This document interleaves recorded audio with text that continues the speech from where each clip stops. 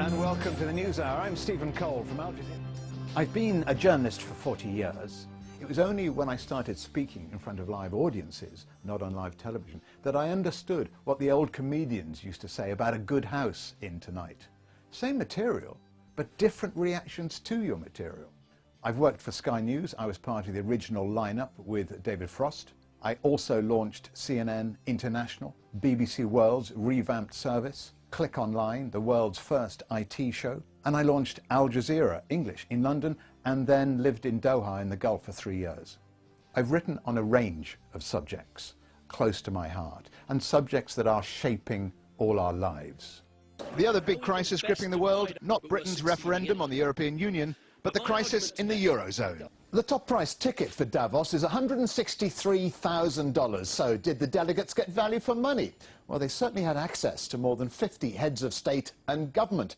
Some of the high points: I hosted the Global IT Summit with President Clinton. And that gave me the chance to sit next to President Clinton for 4 hours at dinner. And a wonderful opportunity to hear a lot of stories that will never be broadcast. As an anchor and a live reporter, you have to control adrenaline. The fall of the Berlin Wall, being there on that night was just incredible.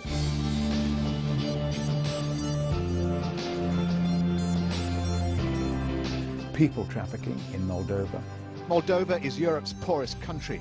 Almost a quarter of the working population have abandoned their homes to find work, often illegally, abroad, making humans the country's chief export.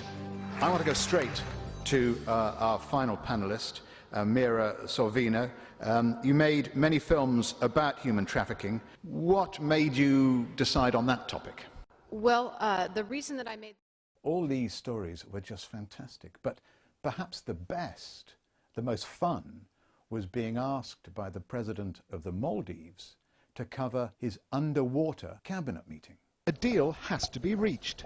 The Maldives is the lowest lying country in the world, and the threat from rising seas is imminent. If that deal isn't agreed, the president says future cabinet meetings will all be underwater. Politicians rarely admit to sinking to new depths, but the Maldives knows it's the best way to try and influence leaders in Copenhagen to sign a climate change deal. I love telling people about news, the future of news, where you're going to get your news from.